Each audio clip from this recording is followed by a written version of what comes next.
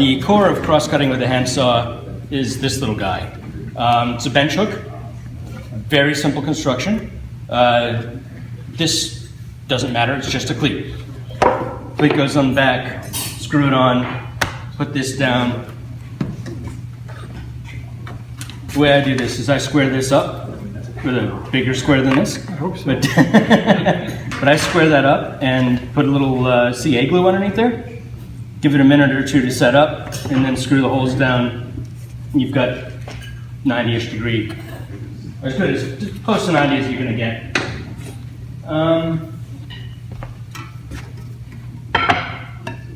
So yeah, cross-cutting, using a handsaw, basically. So you want to grip the saw very lightly in your dominant hand, and you want to have only these 3 fingers in the saw hole. You want to have one finger pointed out.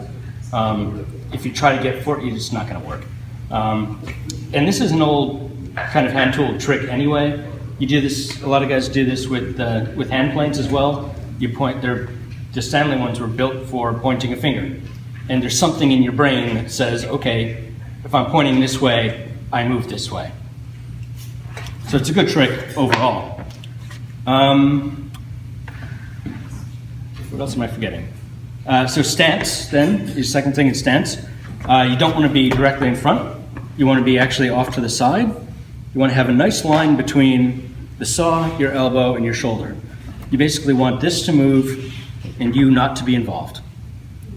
If you're standing kind of in front, you're always going to be moving off to the side. You're not going to get a nice straight line. You could mark the full width of a cut and do the whole angle thing. Here's a much easier way to do it. I only care about where the cut starts. I don't have a pencil on me, but say I want to start a cut here. I just put the saw on that line. I've got that nice light grip, and I'm looking at the reflection in the saw. And what I want to see is it should look like the wood just continues. The workpiece just continues. And just lightly, you don't need to press down. The weight of the saw will do everything you want it to. I can see I'm already a little bit off. So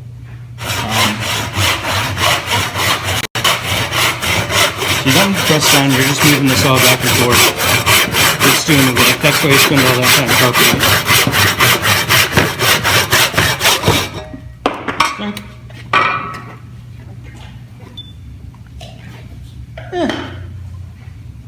Yeah. Not great. So if it's not great, oh, this is just this is the same height as this, so I can use longer pieces.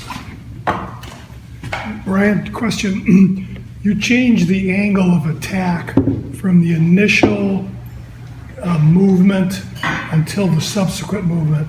In other words, the angle of attack was first this way, and then when you cut through the wood, it was kind of horizontal. It was parallel to the tabletop. Did you do that consciously?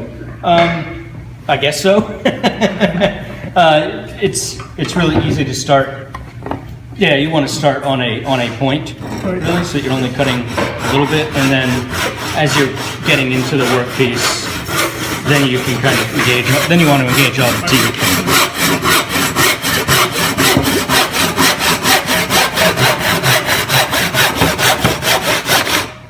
If I cut this one better not looking, then no. If it doesn't quite match, which obviously this one does not, it's not quite squared up. The reason that we did this at a 90-degree angle here was so we can shoot it. So you just take a plane, this is a number 5. Has to be wicked sharp because you're cutting end grain, but then a couple swipes and bang, that's just about dead on. I think I need to actually flatten my board here. So it's a little bit off. Cool, and that's all there is to cutting with a handsaw.